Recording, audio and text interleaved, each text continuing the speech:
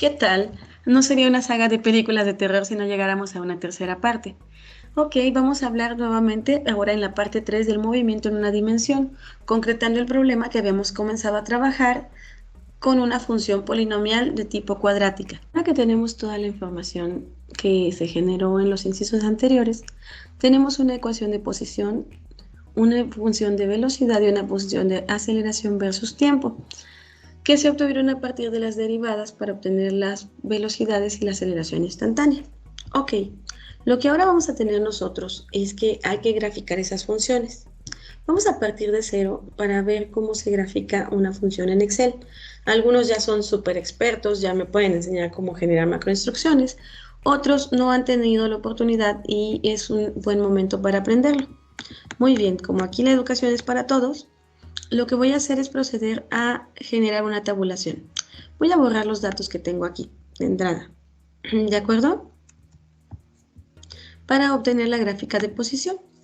Yo me quiero ir de 0.5 en 0.5 segundos por el puro gusto, o sea, no hay una limitante.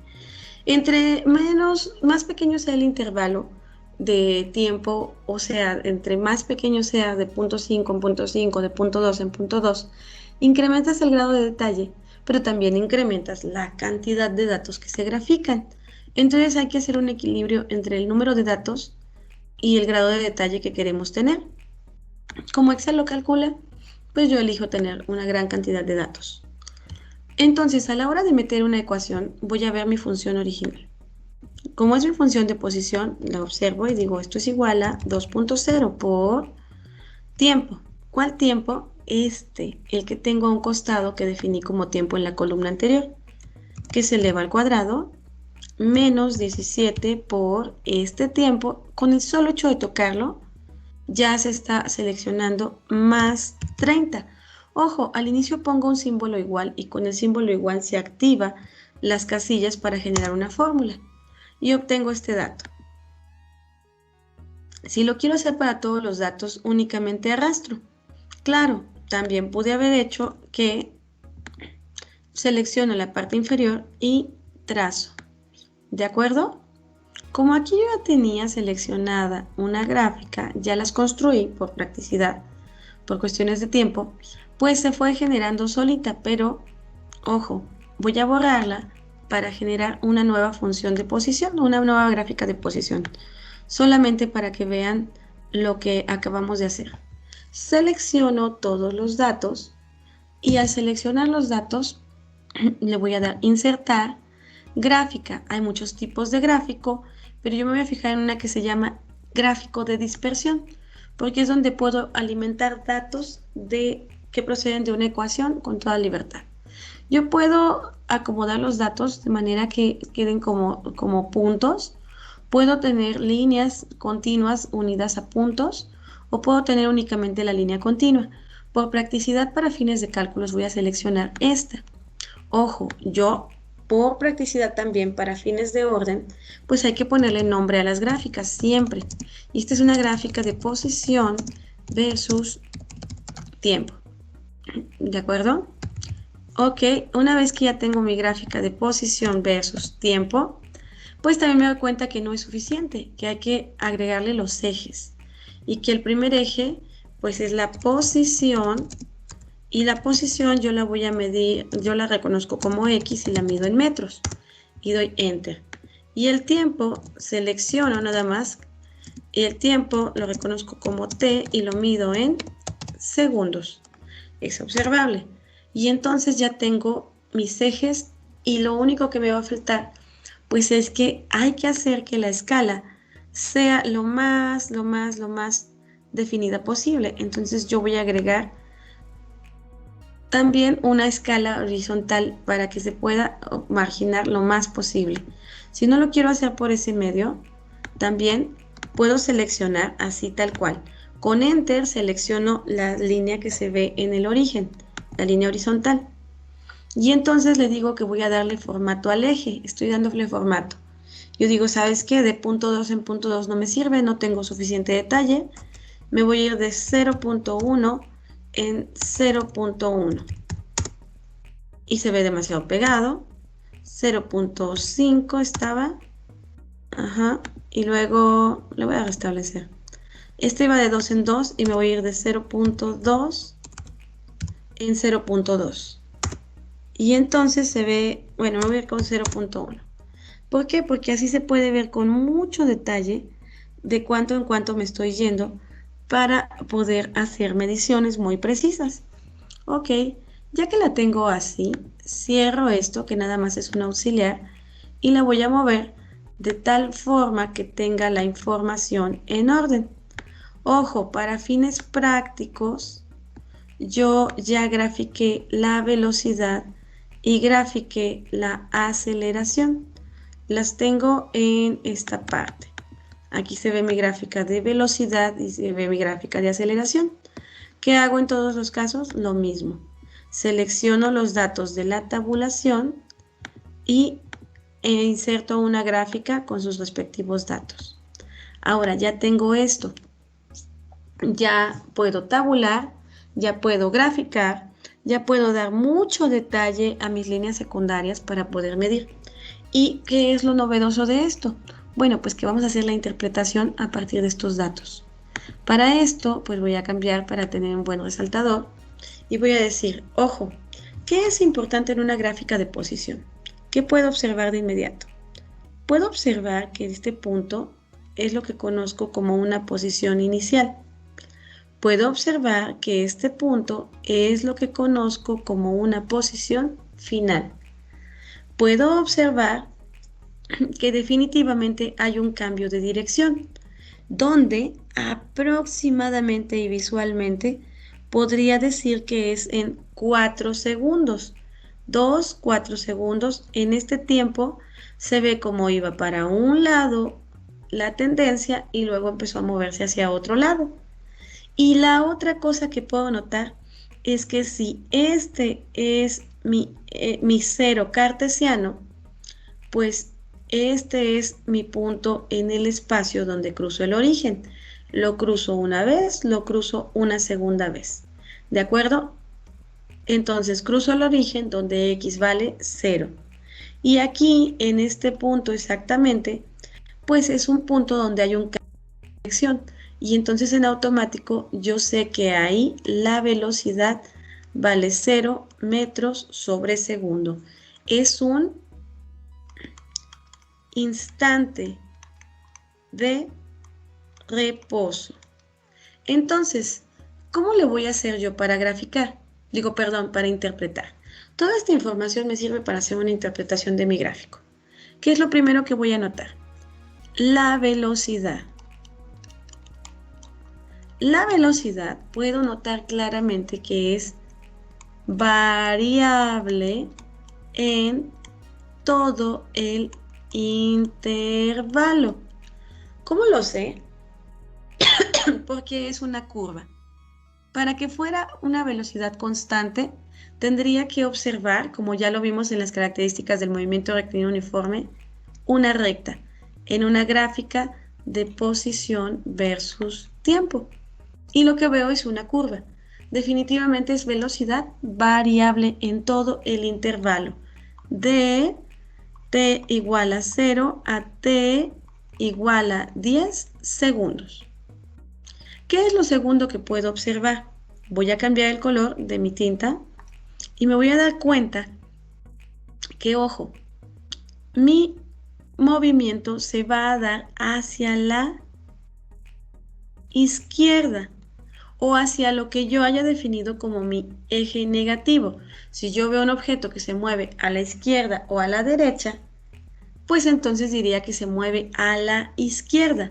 Si yo veo un objeto que va hacia adelante o hacia atrás, pues veo que este objeto, esta partícula, va retrocediendo.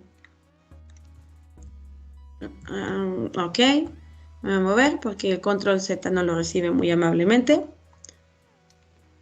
Ok, esta partícula va retrocediendo. Si yo tengo dudas, os dirían, ¿por qué se atreve a decir eso? ¿Por qué dice que la partícula retrocede? Ajá. ¿Por qué se atreve a decir que la partícula retrocede? Basta con decir que la pendiente de esta recta, la curvatura, es hacia el eje negativo.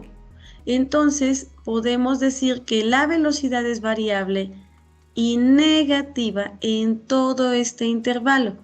Debemos recordar que el signo de la velocidad nos indica la dirección del movimiento.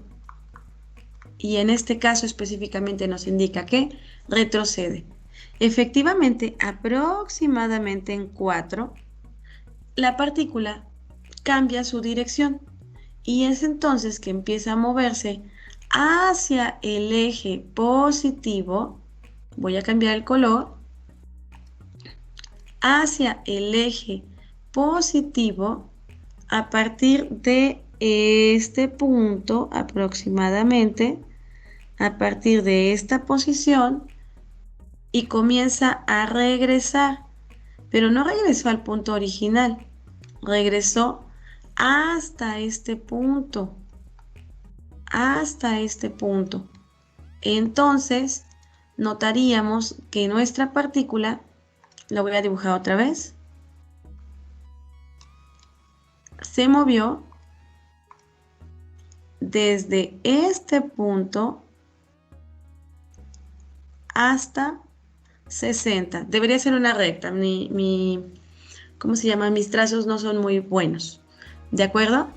Entonces, lo que veríamos nosotros es que por el hecho de observar que la partícula ahora se mueve con velocidad positiva, significa que ahora avanza. ¿De acuerdo? Entonces vemos una partícula que retrocede desde 30 metros hasta aproximadamente menos 6 metros, menos 8 metros, va a depender mucho de lo que tenga aquí, y que luego comienza a avanzar hasta alcanzar 60 metros. ¿De acuerdo? Muy bien, entonces la partícula lleva velocidad variable en todo el intervalo. Eso es lo primero que puedo decir. Lo segundo que puedo decir es que la partícula retrocede, ojo, y con la tabulación me puedo ayudar para ser más específica, para que no me falle el dato. Yo veo que está en 30, retrocede a 22, retrocede a 15, a 9, a 4, a 0, a menos 3, a menos 5 y a menos 6. Y que efectivamente aproximadamente en 4, o al menos entre 4 y 4.5, la partícula comienza a retroceder. ¿De acuerdo? Esto lo podemos cotejar con los datos que ya habíamos calculado. Pero aproximadamente entre 4 y 4.5 la partícula comienza a retroceder. ¿De acuerdo? Una vez que yo observo esto, entonces decimos, es una partícula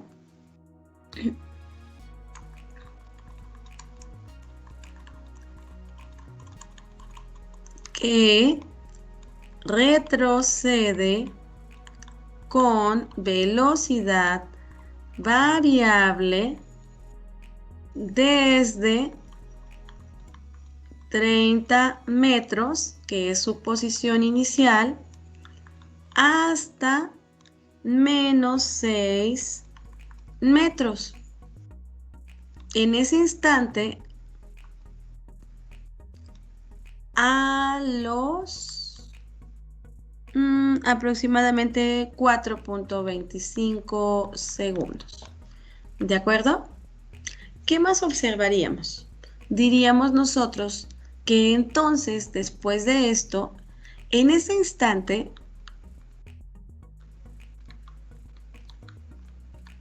la partícula se detiene y cambia su dirección. Y este punto donde hay un cambio de velocidad negativa a velocidad positiva, se dice que es un mínimo de posición. ¿De acuerdo? Y cambia su dirección. En ese instante la partícula se detiene y cambia su dirección. ¿Qué más vamos a observar nosotros? Luego comienza a avanzar desde -6 metros hasta 60 metros, que es su posición final.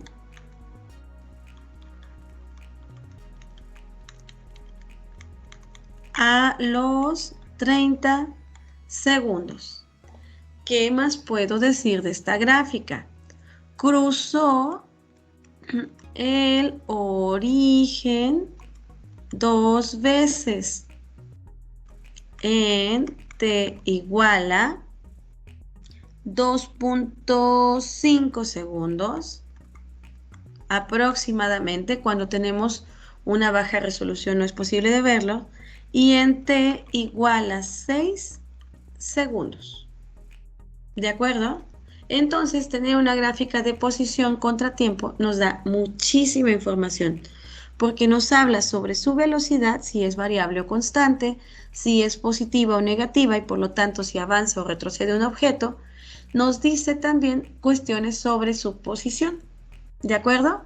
Y nos habla también sobre cambios de dirección, si es que los hay. Cuando tenemos un cambio de dirección de velocidad negativa a positiva, es un mínimo. Y cabe nada más aclarar que si fuera lo contrario y que fuera un objeto que lleva velocidad positiva y que cambia a velocidad negativa, este punto de velocidad positiva y luego velocidad negativa, este punto donde será un viraje, se le conoce como máximo. Y en ambos la velocidad es igual a 0 metros sobre segundo. Por eso es importante el dato de dónde hay un instante de reposo. Cuando quiero graficar la gráfica de velocidad, pues ya es súper fácil de ver, por ejemplo, que la velocidad es variable en todo el intervalo. Facilísimo. ¿Por qué?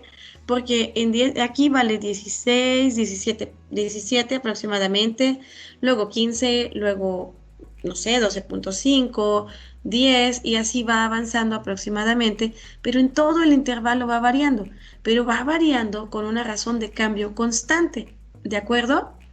Muy bien, entonces veo que es variable en todo el intervalo, que la velocidad inicial en 0 vale aproximadamente, pues tendría que ver aquí la escala, mejorarla para poder saber eso. Voy a decir que me voy a ir de punto 5 en punto 5. Punto 5 en punto 5.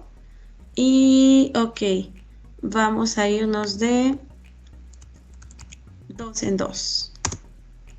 Ok, entonces sí, nos daríamos cuenta que la velocidad inicial es de 17 metros sobre segundo y que la velocidad, menos 17 metros sobre segundo, y que la velocidad final, o sea, los 10 segundos, es de 23 metros sobre segundo. Nos daríamos cuenta que aproximadamente, de nuevo tenemos que mejorar los ejes. Tenemos que mejorar los ejes para poner que las líneas secundarias sean de punto 2 en punto 2. Chicos, y entonces línea de cuadrícula, y voy a poner subordinadas estas, y que aproximadamente tendríamos en 4.25 el cambio de dirección. ¿De acuerdo? Aquí veríamos que de esta zona a esta zona, chicos, la velocidad fue negativa y que luego en todo este intervalo de tiempo la velocidad fue positiva. Aquí negativa, aquí positiva. En todo este intervalo de tiempo. ¿De acuerdo? Entonces, velocidad inicial y velocidad final.